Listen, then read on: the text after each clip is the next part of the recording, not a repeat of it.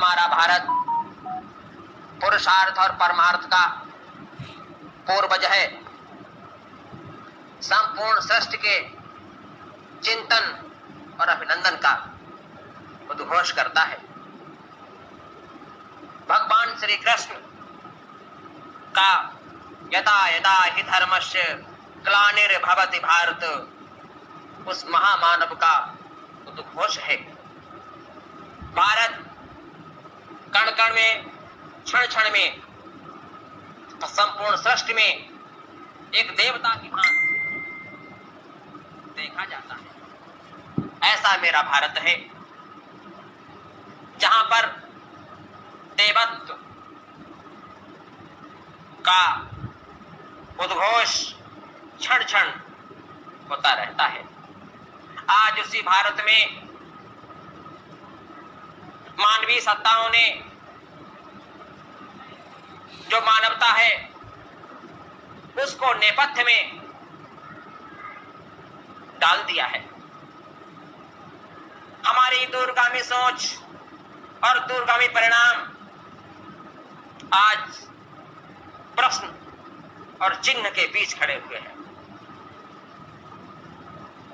आज मानव जीवन पर संकट के काले बादल मंडरा रहे हैं और ये संकट सत्ता की प्रतिस्पर्धा ने पैदा किए हैं। सत्ता अतीत, वर्तमान और भविष्य की विरासत के साथ साथ संस्कृत सभ्यता के साथ खड़ी होती है। सत्ता का स्वरूप उच्च आदर्शों को स्थापित करने का होता है। जब जब सत्ता निजी स्वार्थों में भटकी है, तब तक किसी राम और किसी धर्मराज युधिष्ठिर का वनवास हुआ है। आज पश्चिम बंगाल की जो दुर्गति है, ये सत्ता की प्रतिस्पर्धा का परिणाम है। मैं पूछना चाहता हूं देश के समस्त राजनैतिक दलों से और सत्ता के संवाहकों से कि जो बंगाल में हो रहा है वो क्या सत्ता का परिणाम है? क्या सभी ने मिलकर मानवता के साथ खड़े होकर समीक्षा की है? अपराध व्यक्ति के विरुद्ध है या मानवता के विरुद्ध है या सत्ता के विरुद्ध है या व्यक्ति की महत्वाकांक्षाओं के विरुद्ध है? सत्ता के मानदंड हमेशा निरंतर सदियों से, पुरातन से, सनातन से मानवता के साथ खड़े होते हैं। सत्ता के आभूषण मानवता के अध्याय होते हैं। आज सत्ता जातिवाद, वर्गवाद, भाषावाद, संप्रदायवाद, धर्मवाद जैसे विभिन्न वाद विवादों का परिवेश होती जा रही है। क्या ये भारतीय संस्कृति पर, भारतीय सभ्यता पर, हमारे पूर्वजों की तपस्या पर कुठाराघात नहीं किया जा रहा है? ये कौन सोचेगा? भारत के मनीषियों का आज तप, त्याग, धैर्य, साहस, पराक्रम नेपथ्य और दांव पर लगा हुआ है। धर्म को विभिन्न मतों से वर्गीकृत किया जा रहा है। धर्म का कभी वर्गीकरण नहीं हो सकता।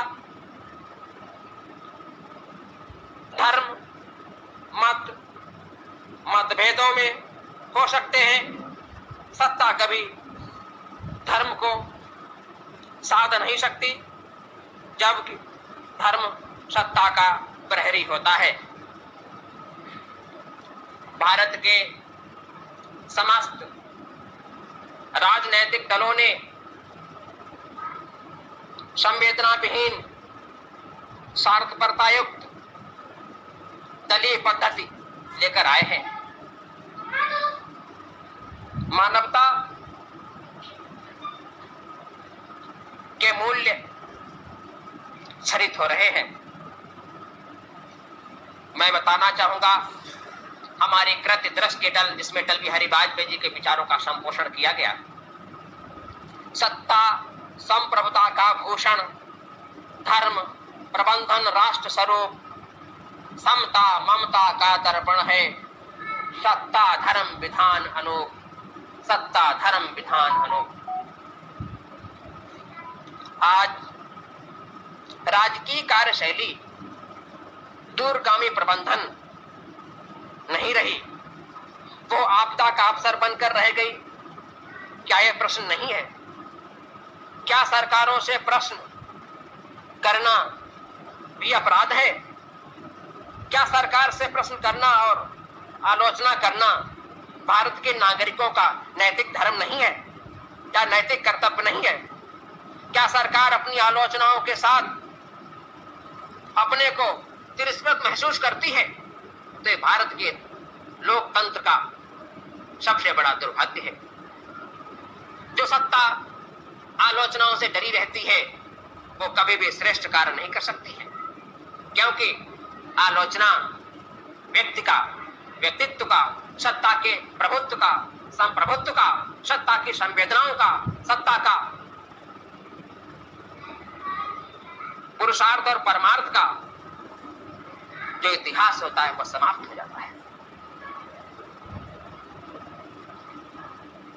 हमारा भारत विशाल भारत है। एक पुरुषार्थ और परमार्थ के चिंतन से जिसका जीवन शुरू होता है, ये हमारा भारत है। ये स्वार्थ और प्रपंच की बेड़ियों से नहीं बंधा है। ये त्याग, तपस्या, धैर्य, संवेदनाओं का सागर है। मेरा निवेदन है कि मैं अटल जी का मानस पुत्र हूं,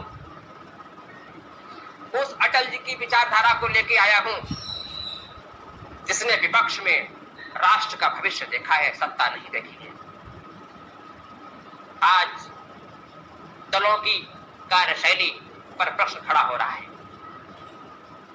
जब हमारा भारत ही नहीं होगा तो कैसी राजनीति होगी, कैसे सत्ता प्राप्त की जाएगी? आज हमारे भारत के जीवन पर संकट है। भारत के जीवन का मानसिक चिंतन पुरुषार्थ परमार्थ से जो गुजर के जाता था, आज उन सभी सोपानों का समाप्त किया जा रहा है। सत्ता में रहने के विभिन्न प्रकार के हथकंडे अपनाए जा रहे हैं। क्या ये हथकंडे ठीक है?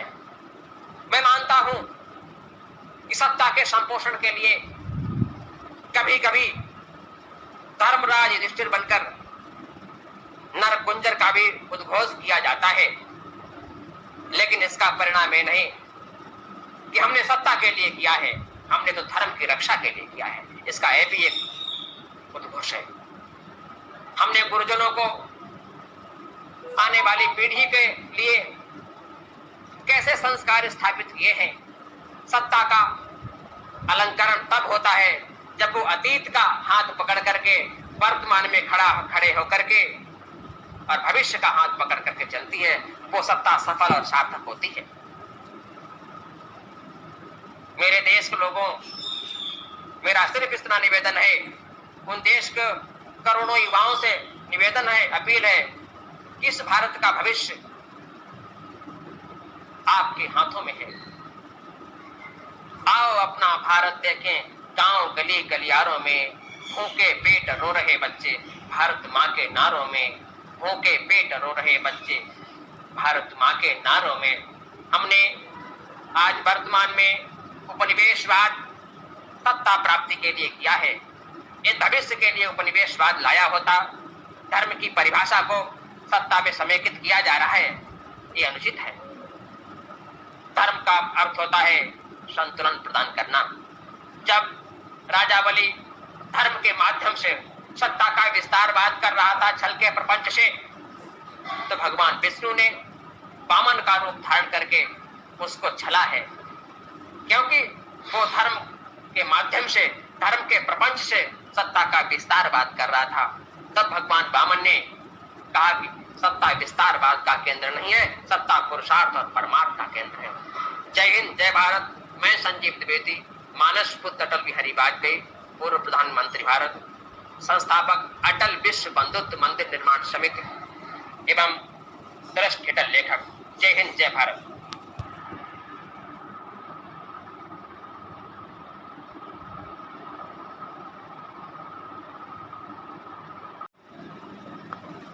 हमारा भारत